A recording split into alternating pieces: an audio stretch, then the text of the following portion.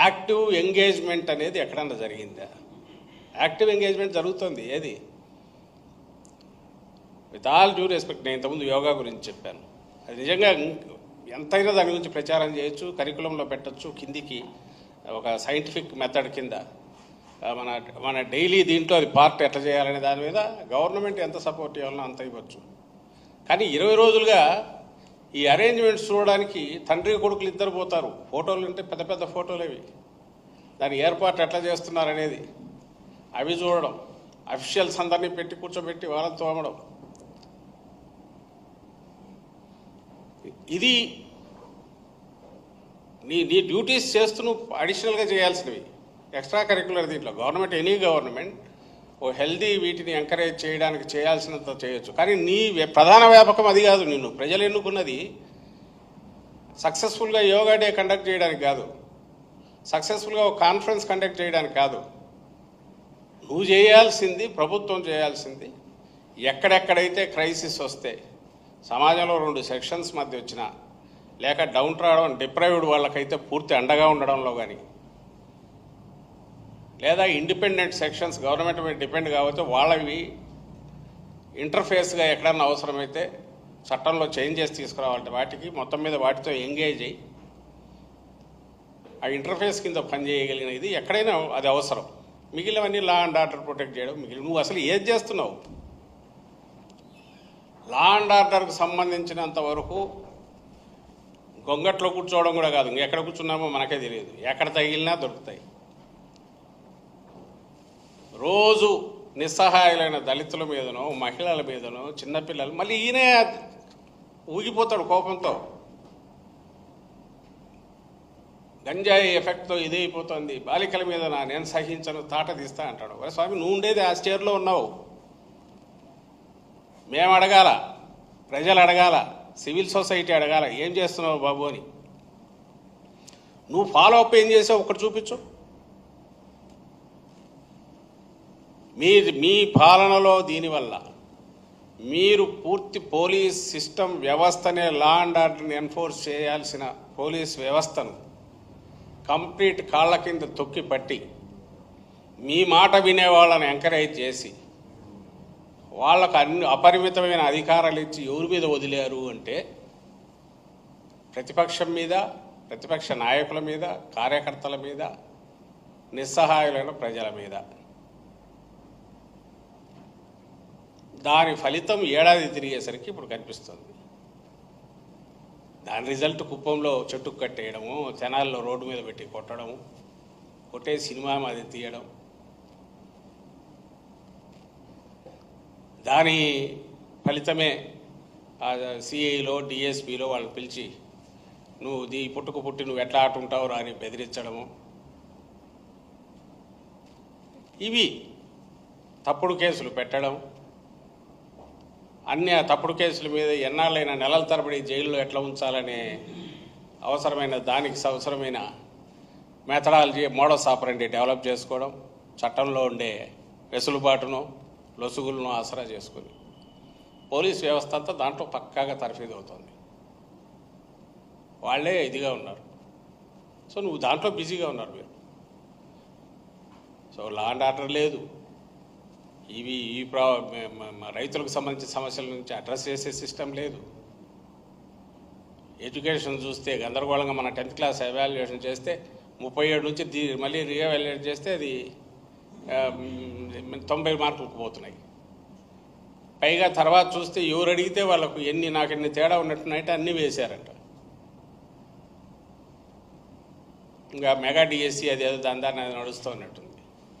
అంటే ప్రజలందరినీ ఒక రకమైన సైకలాజికల్ స్టేట్కు పొద్దున లేస్తే, మళ్ళీ చెప్తున్నాం, చంద్రబాబు నాయుడు గారికి ఉన్న అపరిమితమైన ఆ ప్రచార సంబంధమైన ఒక పెద్ద విస్తృతమైన మెషినరీ ఏదైతే ఉందో,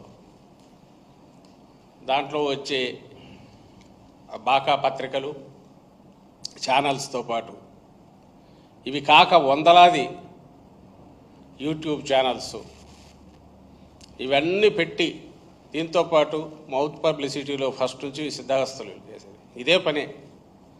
ఒక వర్చువల్ క్రైసిస్ క్రియేట్ చేస్తారు, ఒక వర్చువల్ రోజీ పిక్చర్ క్రియేట్ చేస్తారు.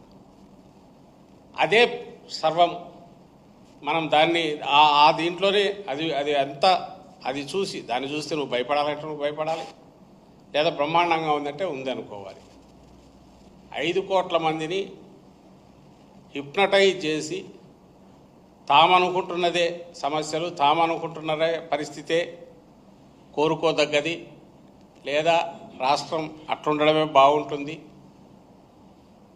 దానికోసం ఎంత అప్పులు చేసినా పర్లేదు, ఏం చేసినా పర్లేదు, ఎవరిని ఎక్కడ తొక్కినా పర్లేదు, జనం చూస్తూ ఊరుకుండాలి.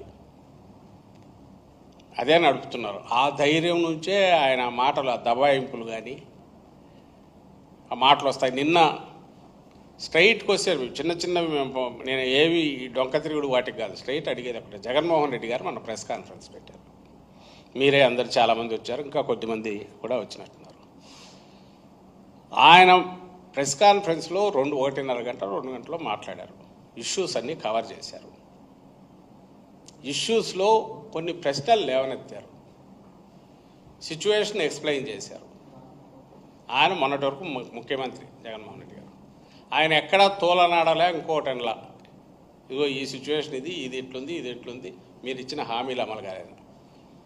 ఆ రోజు సాయంత్రం అనుకుంటా, మధ్యాహ్నం ఏమో ఫైనాన్స్ మినిస్టర్ పెట్టాడు, అతను ఏదో రప్పరప్పని ఇంకో పక్కకు పోయినాడు.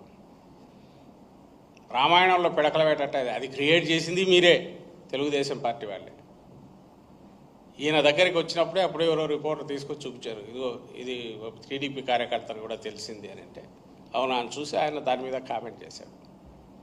ఇష్యూ ఆ రోజు వచ్చిండేది, ఒకవేళ నువ్వు ఆన్సర్ చేయాలంటే సత్తెనపల్లికి జగన్మోహన్ రెడ్డి గారు పోయి జనం రావడం గురించి కానీ నీకు ఏదైనా సమస్య ఉన్నా, లేదా సత్తెనపల్లికి అక్కడికి పోయి ఆయన వచ్చిన తర్వాత ఏదైనా జరగాలని ఏదైనా మాట్లాడు పర్లేదు. లేదు అంతకుముందు పొదిలికి సంబంధించి పోయి వచ్చాడు, అక్కడ ప్రధాన అంశం వచ్చి పొదిలికి పోవడం మీద రైతులకు సంబంధించిన అంశము, పొగాకు సంబంధించిన అంశము మేము చేసేసాము జగన్మోహన్ రెడ్డి గారు, మీరు పోవడం ఎందుకు అనగలిగింటే బాగానే ఉండేది. దానికి ఆన్సర్ ఇవ్వలే, దీనికి ఇవ్వలే, మధ్యలో దీని మీదకి పోయింది. మరుసటి రోజు పేపర్లు చూస్తే, వాళ్ళ పేపర్లు ఈనాడు కానీ జ్యోతి కానీ ఇంకా టీవీలు చూస్తే ఒక్కటంటే ఒకటి జగన్మోహన్ రెడ్డి గారు రైజ్ చేసిన క్వశ్చన్స్ కానీ దానికి ఈయన ఆన్సర్స్ కానీ ఉండవు. ఈయన ఆన్సర్స్ ఉండవు. క్వశ్చన్స్ ఏమైనా 2-3 పెట్టారేమో తెలియదు అడుగుని ఎక్కడన్నా, ఆన్సర్స్ అయితే నాకు కనపడలే. మొత్తం ఈయనంతగా డొక్క చెడతా, డోలు కడతా, తాట తీస్తా. ఒక్క దగ్గర అన్నట్టున్నాడు, మేము అడిగితే వాళ్ళు అడగాల మీరెవరని. ఏదో వీడియో ఉందా, ఎక్కడ ఉందా, అదేనా ఉండేది లోడ్ చేసింది.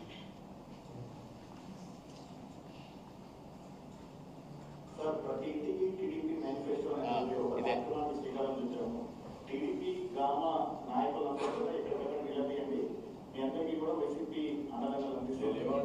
నిలదీస్తే ఎవరు నిలదీయాలి, ప్రజలకు సమాధానం సిద్ధంగా ఉన్నాం.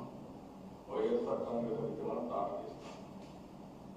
Very clear, no question.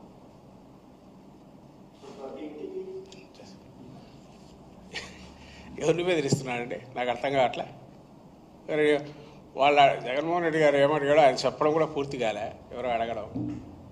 ఆయన చెప్పాల్సిన అవసరం లేదు, ఈయనకు తెలిసింటుంది. సరే అడిగాడు, అడిగితే ప్రజలు అడగాలంట. అంటే 5 కోట్ల మంది వచ్చి అడుగుతారా,